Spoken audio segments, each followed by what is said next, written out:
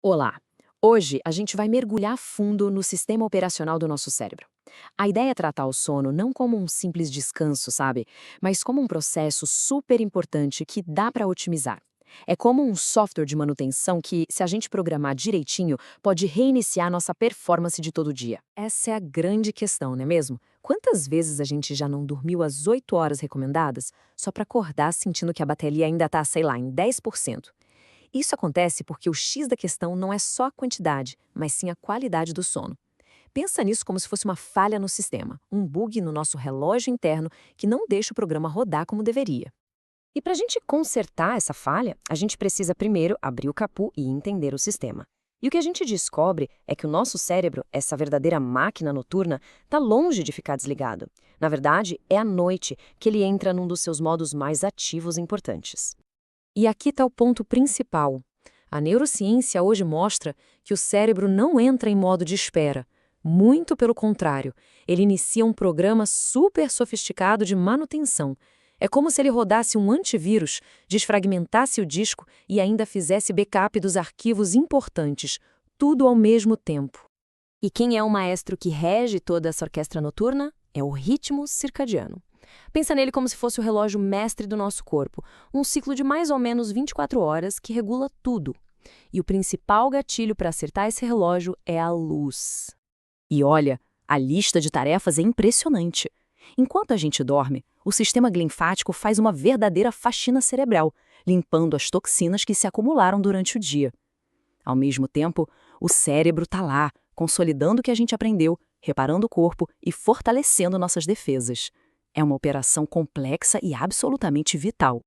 Bom, e essa operação noturna não é uma coisa só, linear. Ela acontece em ciclos, que são divididos em duas fases principais. A maior parte da noite, uns 75%, é dedicada ao sono não REM, ou NRM. Os outros 25% ficam para o famoso sono REM. Vamos detalhar um pouco? O sono NRM é a fase da restauração física. É aqui que o corpo se recupera de verdade. A temperatura corporal cai, o coração bate mais devagar e o cérebro entra num estado de ondas lentas e bem profundas, as chamadas ondas delta, que são essenciais para o reparo dos tecidos e para fortalecer o sistema imunológico. E logo depois, a gente entra no sono REM. É aqui que o cérebro vira um baita centro de processamento de dados. Ele fica tão ativo, mas tão ativo, que essa fase também é chamada de sono paradoxal. É um momento crucial para a mente.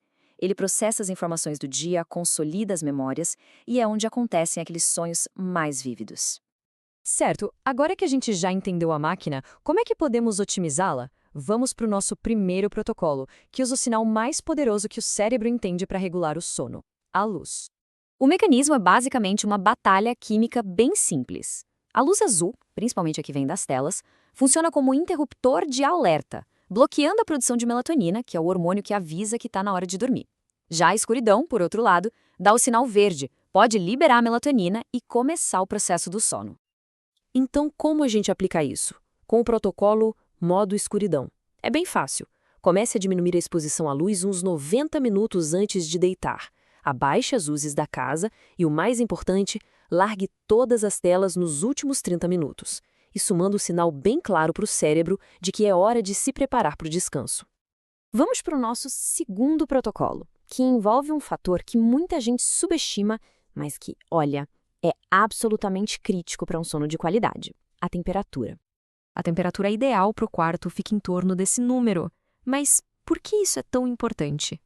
Para a gente conseguir iniciar o sono profundo, nosso corpo precisa diminuir a temperatura central. Um ambiente mais fresco, ali pelos 18 a 20 graus, ajuda muito nisso. E aqui vai um truque que parece contraintuitivo: tomar um banho morno 90 minutos antes de dormir. O segredo não é o calor do banho, mas sim o resfriamento rápido do corpo logo depois, que manda um sinal super poderoso para o cérebro de que chegou a hora de dormir.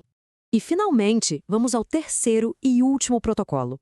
Ele se baseia num dos princípios favoritos do cérebro: a previsibilidade. Vamos falar sobre programar uma rotina. Essa ideia é fundamental. O cérebro é uma máquina de padrões. Quando a gente cria uma sequência de ações e repete toda a noite, estamos literalmente escrevendo um código, um algoritmo que o cérebro aprende a associar com uma única instrução: iniciar modo de sono. Então, como programar o próprio shutdown? O código é simples. Passo 1. Tente manter horários fixos, até nos fins de semana. Passo 2. Crie um ritual curto, de uns 10, 15 minutos, totalmente sem telas. Pode ser ler um livro, fazer um alongamento leve ou meditar. A chave aqui é a repetição, que vai gravar essa associação no seu cérebro. E o que acontece quando a gente coloca esses protocolos em prática? O resultado é um cérebro que finalmente passa pelo seu ciclo de manutenção completo. Um sistema reiniciado, limpinho de toxinas, com as memórias organizadas e pronto para operar com performance máxima no dia seguinte. No final das contas, não se trata de dormir mais, mas de dormir de forma mais inteligente. Ao entender e respeitar a biologia do nosso cérebro, a gente pode ir além do básico e começar a otimizar o nosso próprio código neural para uma vida com mais energia, mais clareza. Fica a reflexão: como vai ser o seu programa de shutdown hoje à noite?